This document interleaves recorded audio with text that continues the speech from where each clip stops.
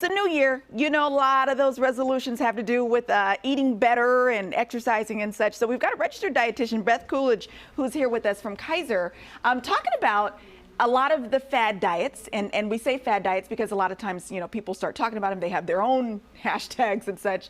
Some are effective, some not so effective. So as a dietitian, what are some of those key things that people should kind of keep in mind when trying to start these changes in their health diet?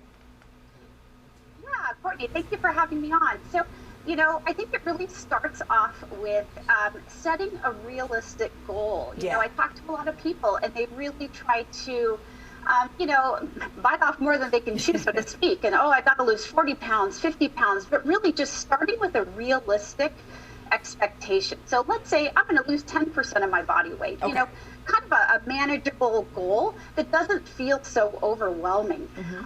You know, and also in terms of, you know, fad diets, a really good thing to ask yourself is, whatever this plan is that I'm considering, can I see myself doing this 1 year from now, 5 years from now? If the answer is no, this is probably going to be a fad diet that is not going to be, you know, sustainable long term. Okay. And as we've heard before, not all diets are right for every person, right? So you kind of have to figure out, does intermittent work for me, or does keto work for me, or does Weight Watchers work for me? You know, they're all these different types, but they don't, they affect everyone differently. Yeah, absolutely. You know, there's so many factors, you know, whether someone has health issues like diabetes or, you know, high blood pressure, or, you know, there's so many factors. So they're definitely not good for everybody. You know, as long as someone's otherwise healthy, you can experiment with some of these things. But again, you really want to ask yourself, you know, do I see myself doing this 5 years down the road? You really want to be following a plan that's realistic and long term. Okay, so you mentioned some of the strategies that you would employ, you know, for someone who is trying to turn some of these new things around.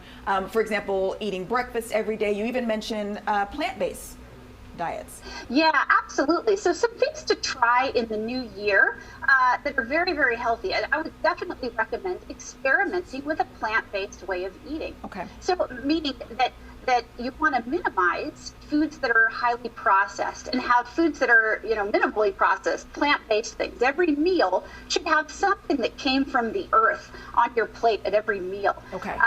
You know, there's tons of evidence about the benefits of plant-based eating. So I definitely recommend experimenting with that. And yeah, breakfast, my goodness, this is like basic stuff. And it seems so simple, but you know, if you miss breakfast, your body is keeping score. And if you miss breakfast, no doubt you will be so hungry at dinner or craving sweets or chocolates after dinner. And it, you know, the best thing you can do for yourself is to set yourself up for success and have breakfast. It seems simple, but it's so important. Your body is keeping score. I like that. Beth Goodridge, registered dietitian with Kaiser. Thank you so much for your time this morning. We're going to link more information to contact so that you can also be your own health advocate on our website, gooddaysacramento.com, under show info and today's date. John, back over to you.